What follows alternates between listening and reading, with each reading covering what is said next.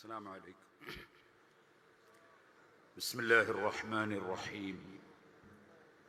الحمد لله رب العالمين. نشهد أن لا إله إلا الله ونشهد أن محمدًا عبده ورسوله. اللهم صل وسلم وبارك على رسولك وحبيبك سيدنا محمد وعلى آل وأصحاب سيدنا محمد وعلى جميع الأنبياء والمرسلين ومن اقتدى بهديهم إلى يوم الدين. أما بعد، فضيلة الشيخ العلامة الدكتور المستشار السيد الفاضل علي الهاشمي طول الله عمره مع الصحة والعافية، ومفتي ديار الهندية الشيخ شيخنا ومرشدنا سلطان العلماء الشيخ أبو بكر أحمد طول الله عمره مع الصحة والعافية، وأصحاب الفضيلة وأصحاب السعادة والحفل الكريم، نسأل الله سبحانه وتعالى أن يجعلنا ويجعل جميع أمة محمد صلى الله عليه وسلم على عقيدة أهل السنة والجماعة متمسكين بالشريعة البيضاء والعقيدة الحسنة على طريقة السلف الصالحين من الصحابة والأئمة المجتهدين وسائر علماء الله سبحانه وتعالى العاملين. ആദരണീയരായ ഉസ്താദുമാർ, സാദാത്തുക്കൾ, ഉലമാക്കൾ, ഉമറാക്കൾ, പ്രിയപ്പെട്ട വിദ്യാർത്ഥികൾ, ബിരുദം വാങ്ങുന്ന യുവ പണ്ഡിതന്മാർ, അല്ലാഹു സുബ്ഹാനഹു വ തആല ശൈഖുനാ അവർകൾക്കും നമ്മുടെ എല്ലാ ഗുരുനാഥന്മാർക്കും നമുക്കും അള്ളാഹുവിൻ്റെ പൊരുത്തത്തിൽ ആരോഗ്യത്തോടെ ഹിമ്മത്തോടെ ദീർഘ ആയുസ്സും തൗഫീഖും വർദ്ധിപ്പിച്ചു തരുമാറാകട്ടെ. ഈ മഹത്തായ സ്ഥാപനത്തിൽ നിന്ന് ബിരുദമെടുത്ത് പുറത്തിറങ്ങി ലോകത്തിൻ്റെ വിവിധ ഭാഗങ്ങളിൽ വലിയ സേവനങ്ങൾ ചെയ്തുകൊണ്ടിരിക്കുന്ന പതിനായിരക്കണക്കിന് സഖാഫികളിൽ ഒരു എളിയവൻ മാത്രമാണ് ഞാൻ. അല്ലാഹു സുബ്ഹാനഹു വ തആല നമ്മുടെ വഫാത്തായി പോയവരും ജീവിച്ചിരിക്കുന്നവരുമായ ഉസ്താദുമാരുടെ പൊരുത്തവും അവരുടെ ശൃംഖലയിലായി അഷ്റഫുൽ ഖൽഖ് സല്ലല്ലാഹു അലൈഹി വസല്ലം തങ്ങൾ വരെയുള്ള സാലിഹീങ്ങളുടെ കൂടെ അള്ളാഹുവിൻ്റെ റഹ്മത്ത് അനുഭവിച്ച് അർശിൻ്റെ തണലിൽ ഒരുമിച്ച് കൂടാൻ നമുക്കെല്ലാവർക്കും അള്ളാഹു ഭാഗ്യം നൽകുമാറാകട്ടെ. ഞാൻ നീട്ടി സംസാരിക്കുന്നില്ല. ഇവിടെ ഈ യുവ പണ്ഡിതന്മാർക്ക് സനദ് കൊടുക്കാൻ തന്നെ വലിയ സമയം വേണം.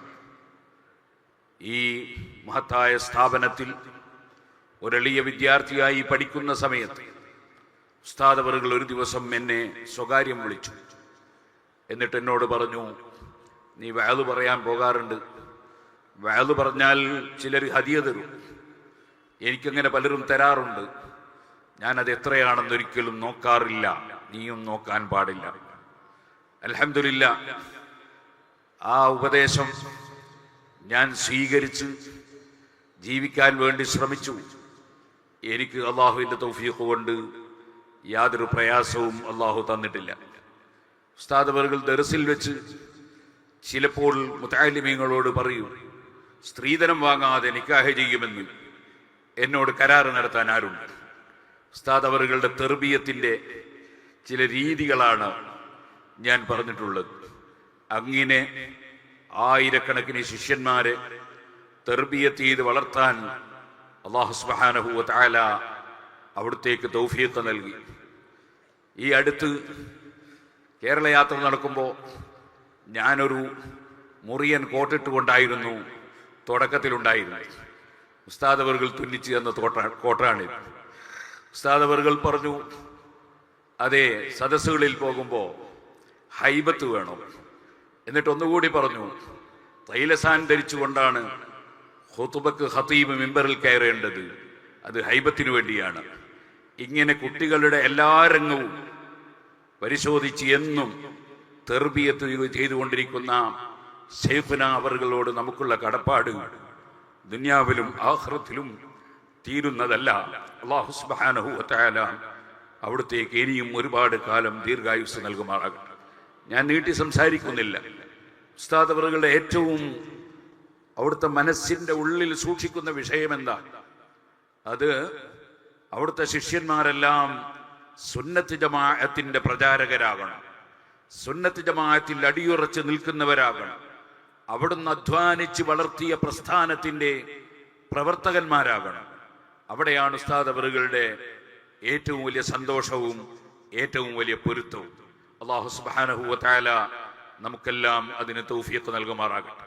നമ്മുടെ മുൻഗാമികളായ പണ്ഡിതന്മാർ, കേരളത്തിൽ മഹാന്മാരായ മഖ്ദൂമുമാരും സയ്യിദ് അലവിൽ മംബറമി ഖദ്ദസല്ലാഹു സിർറുൽ അസീ തങ്ങളും അതുപോലെ ഉമർ ഖാദി റഹ്മത്തുള്ളാഹി അലൈഹി തങ്ങളും അങ്ങനെ തുടങ്ങി കേരളത്തിൽ കഴിഞ്ഞുപോയ അസംഖ്യം പണ്ഡിതന്മാർ, നമ്മുടെ കോഴിക്കോട് ശൈഖ് ജിഫ്രി തങ്ങളടക്കം എത്രയോ വലിയ വലിയ മഹാന്മാർ ഇവിടെ കഴിഞ്ഞുപോയിട്ടുണ്ട്.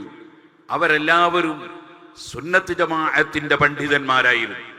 അവർ വിശ്വസിച്ച വിശ്വാസം എന്താണോ, അവർ പഠിപ്പിച്ച വിശ്വാസം എന്താണോ, അവർ പഠിപ്പിച്ച കർമ്മരീതി എന്താണോ, അവർ പഠിപ്പിച്ച ആചാരം എന്താണോ, അത് മുറുകെ പിടിച്ചുകൊണ്ട് നമ്മൾ ജീവിക്കുകയും അങ്ങനെ ജീവിക്കുന്ന ഒരു സമൂഹത്തെ ഇവിടെ നിലനിർത്തുകയും ചെയ്യുക എന്നതാണ് നമ്മുടെ ഏറ്റവും വലിയ കർത്തവ്യം.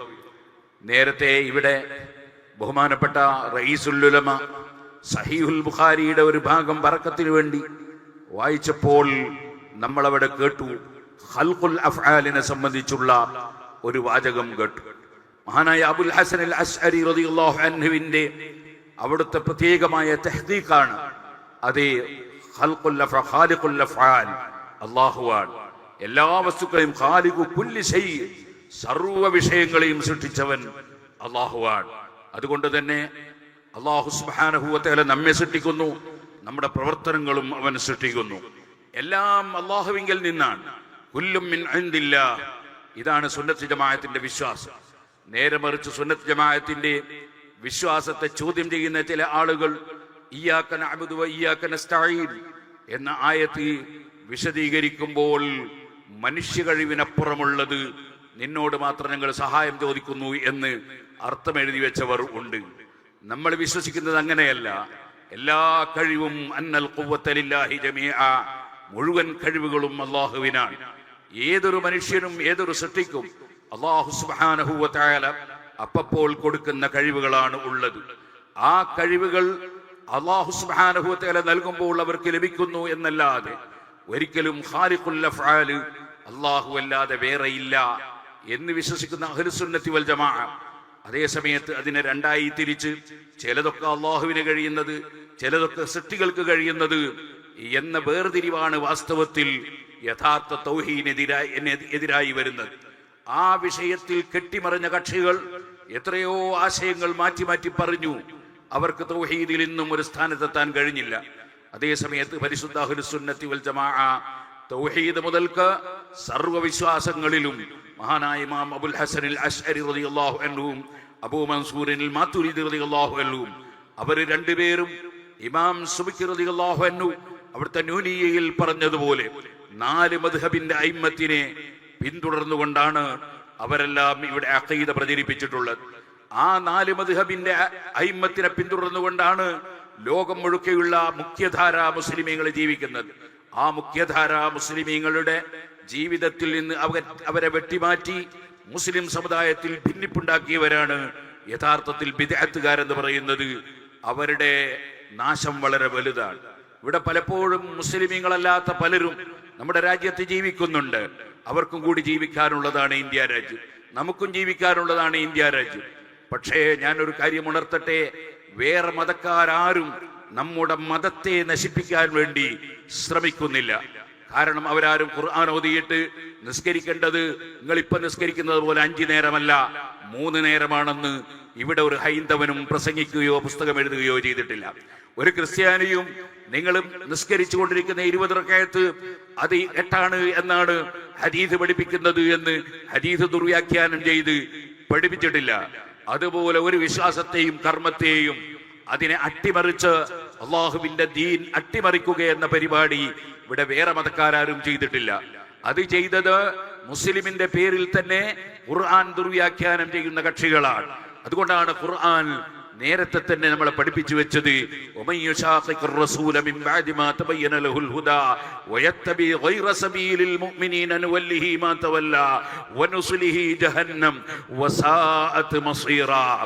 അഷ്റഫുൽ ഖൽഖ് സല്ലല്ലാഹു അലൈഹി വസല്ലം തങ്ങളെ പിന്തുടരുന്നവർ, ആ പിന്തുടരുന്നവരുടെ സ്വഭാവം എന്തായിരിക്കും?